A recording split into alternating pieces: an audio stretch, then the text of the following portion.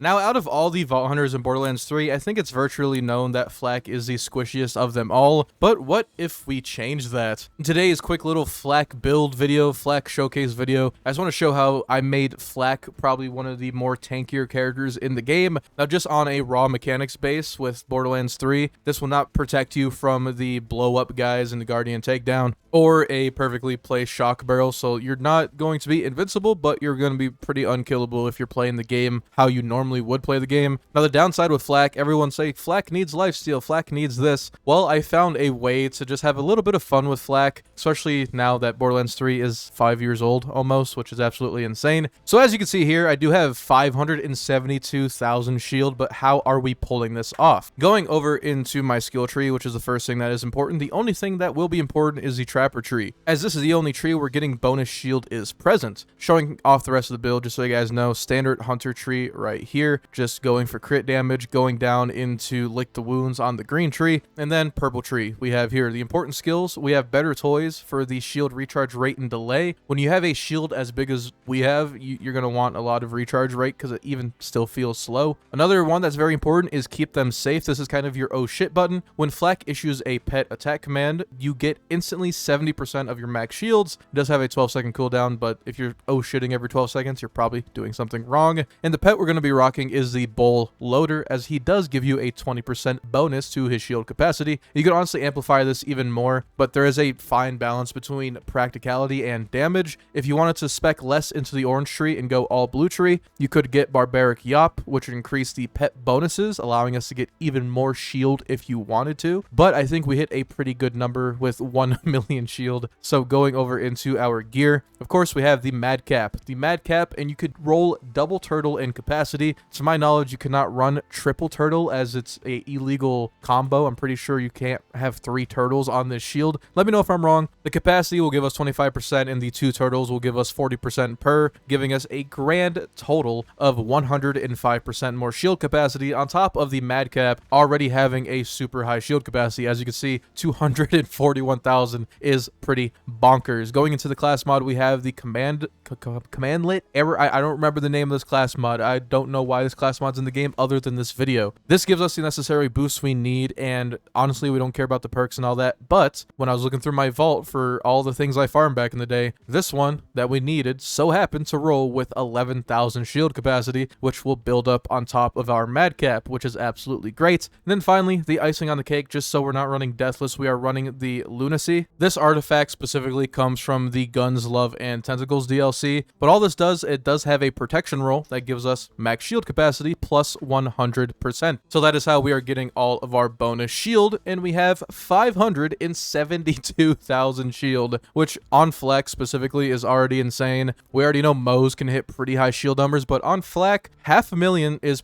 pretty good. But what if I said we could take this a step further and also sustain it? It's not going to be just some big cool number that instantly goes down when you start fighting, because the purple capstone at the very bottom is called Capitance. Whenever Flak activates his action skill, they gain increased shield capacity for a short time, and you immediately begin recharging your shields, and it has a 16-second cooldown. As you can see with our class mod, we have 2 out of 1 on our capstone, so we get a 200% bonus shield capacity, which is absolutely insane. And we're going to be using Rack Attack with this because we want the constant uptime, as Rack Attack is a 18-second cooldown, and you go over into Rack Accelerate, which reduces it by 20%. But now the fun part, if we Rack Attack, you see our shield doubles and it starts regenerating instantly, and when I shoot the target, the shield goes back up, which is absolutely crazy. But Termex, how are we doing that? Going over to the purple tree, we have this skill over here called Fuzzy Math. Whenever you or your pet hits a critical hit, you instantly get 15% of your max shields. No cooldown, no anything. If you need shields, you're gonna get shields. That's simply how it works. Now, going to do some damage to ourselves here, probably going to be really hard to do with 1,000,000 shield, as we're going to keep regenerating. Let's use that, get our shield back, and shoot a target. One burst of a plasma coil almost puts us all the way up to the top. Free Radical also does the same thing. So the goal is you look at the bottom of your screen and you see the Capitance thing. Right when it runs out is when you're going to lose your shield. So you're going to Rack Attack, play the game, get your action skill End Annoyance, and as you can see, we're going to get a Rack Attack charge back every time before that capstone runs out. So just make sure you time it right. You have 3 charges. If you want to do one preemptively just because you're doing a lot of damage, you can. And obviously, because Flak is Flak, you could shoot targets and get your rack attacks back before anything, because you're going to be shooting things. And this build will constantly give you that uptime. One thing I do want to showcase, if we sticky the floor really quick and we do a little bit of damage to ourselves, you don't have to worry about anything that isn't, I guess you could say, that isn't going to do instant damage. I could stand in front of Trance, I could stand in front of a bunch of bullets during the Maliwan takedown on true takedown, and I could just basically tank everything that's happening there. And the reason we can do this is because Flak has a means of constantly getting his shield back for simply doing damage with critical hits, and it makes it even easier because Flak has Leave No Trace over into the orange tree, which gives him the critical hit chance, and the pet will also help with your uptime because Throat Ripper gives your pet a 15% critical hit chance. This is just a fun little shield build. You guys can modify it any way you would like. I will have the save file in the description down below for all you PC players that want to have fun with this, and I just want to make a quick little video. I don't think I've seen it on YouTube, and I know Borderlands 3 is getting a little bit more popular day by day, and I want to showcase a Flak build that wasn't a glass cannon Flak, that wasn't Red Fang, something a little bit different, something to where your damage will take a little bit of a hindrance, but that doesn't matter if you can never die. Anyway guys, if you did enjoy today's video, please hit the like button down below, as it does spread out my content to more people in the Borderlands community, and don't forget to subscribe so you never miss out on another video from me guys. Stay safe, and I will see you all later.